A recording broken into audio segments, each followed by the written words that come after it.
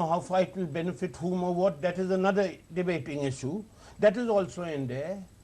And for all these courtesies, what is all referred by all of us as the lifeline. One is the lifeline to the borders, and from one corner of the country to the other, the truck operators. And on the other side, they're not traditional employees. Some of them are known to have links with the employers when they have to go on strike. Right, Mr. Manu, one question to you here. We don't question the right to strike. It's a fundamental right to protest, to raise your opinion. But is the right to protest the right to cause harm to people and to establishments? One will have to see Madam, the total background. Right, I'll come to you. Please respond. I will reply. You're talking of the harm. First, number one, cost benefit, I rule that totally distinct. The economy is in doldrums because the economy has a variety of links which have led to the present situation.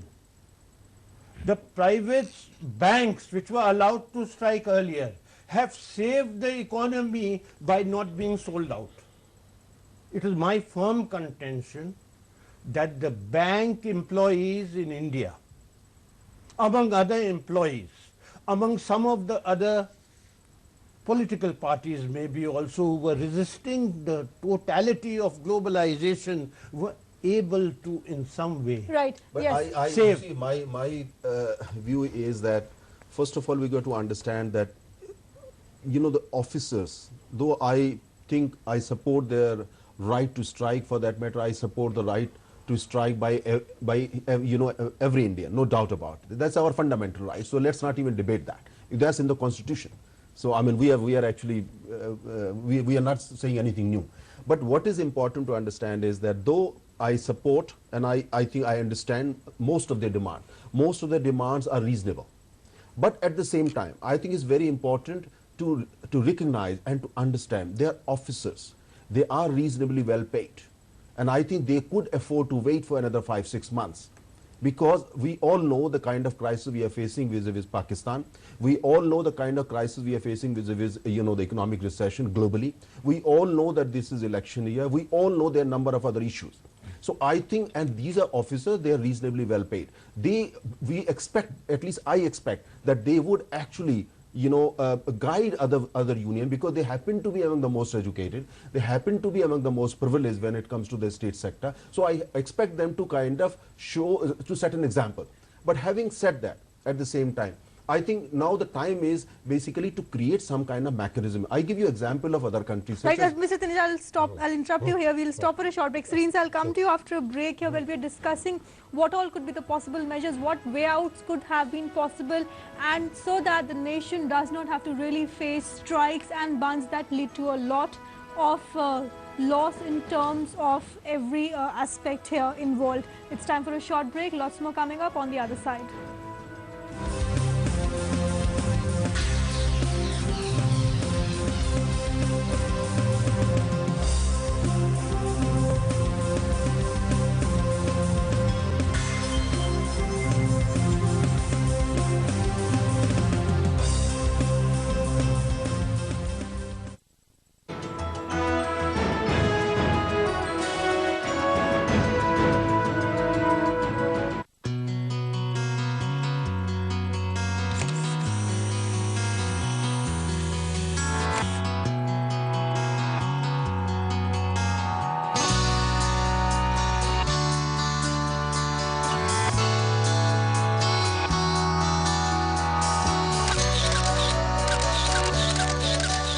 Images that speak, art is revealed, expressions.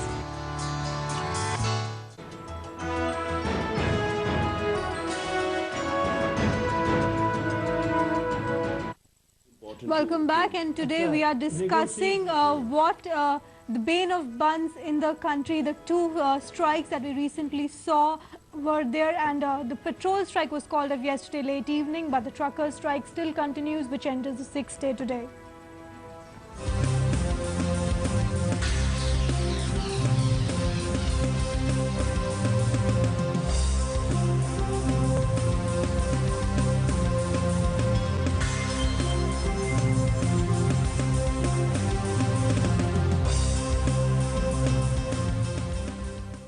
If you have something to share, something to ask with our panelists, feel free to call us on our toll-free numbers that are 1-800-115313 and 1-800-115314, carrying the discussion forward. Mr. Ninja, yes, before the break, you were highlighting What I aspects. was trying to say that you see the country is doing economically fine. We are still growing at the rate of almost 8%. We happen to be one of the fastest growing economies in the world despite the recession. And in fact, when you talk to people in Europe and America, they are actually looking forward to countries like India and China to help the global economy. So I think fundamentally there's absolutely nothing wrong. The strike was very unfortunate. It's over now. But the important thing here to understand is that, you know, and Mr. Pandey was also trying to point out on this point, is that in this 2009, we live in a different world now. The whole world is looking at countries like India and China. And at the same time, I think we got to modernize our mindset. We cannot look upon the people who happen to be our employees like our slaves, or the people who must listen to us, or the people who must take order from us. It's important to engage them. They are our partners. So I think we got to evolve any kind of mechanism so that we don't actually end up in a kind of situation that we found ourselves the last 3 days. You see, it's important, especially when it comes to whether officers or ordinary workers. I think we got to basically set up mechanism so that there can be constant dialogues between the management, owners, employees, officers, etc. And because that is the only way we can ensure, I can see his concern. Like he wants to see that India, there should be no interruption and we should grow like the China is growing. I fully appreciate the sentiment. But at the same time, it is very important to understand that in order to create that, China is a dictatorship. They can do whatever they want. We can't. We're a democracy. We have to protect. It's in our constitution. We have to protect the right to strike if they want to. So I feel what is important is, like in the PSU, oil PSUs, for instance, that the reason we are here this evening, is that I think it's very easy to set up a mechanism between the government and the top management of these companies and these very well educated, highly skilled officers. It's very easy. Right, so commitment is required from both the sides. I think a platform, a platform there can be regular dialogues. Right, let's take a call. I'll come to you after a call. We have Mr. Nikhil Agarwal from Delhi. Please ask your question, Mr. Agarwal. Sir, as you were discussing, we are on a very literally on a brink of war with Pakistan, and at the same time, the central government must be waiting for the new Obama regime administration in the US to resume office, and might be in the 4th week of January, some kind of confrontation might take place.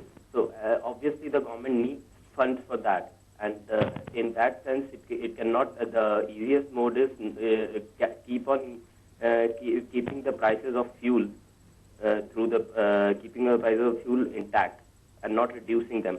So at this time, the truckers' demand of reducing the price of diesel, and there are other substantial demands like reducing levies and all. A uniform levy system could be good, but the other demands, how reasonable are they? And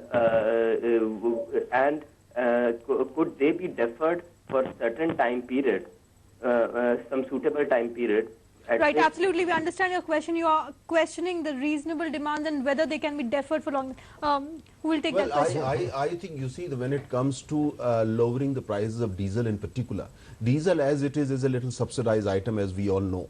But I think it's important to understand at the same time, right now, probably if the government wants, they can reduce the price of diesel a little bit further. And that probably would happen very soon, because as the government starts preparing for the next election. And oil always is a political commodity. Don't forget that oil is 90% politics all over the world, not only in India. Could have been reduced further. But they have scope to reduce further. Exactly. But I think important point here to understand is that, you know, these companies like Indian Oil, Bharat Petroleum, they have suffered a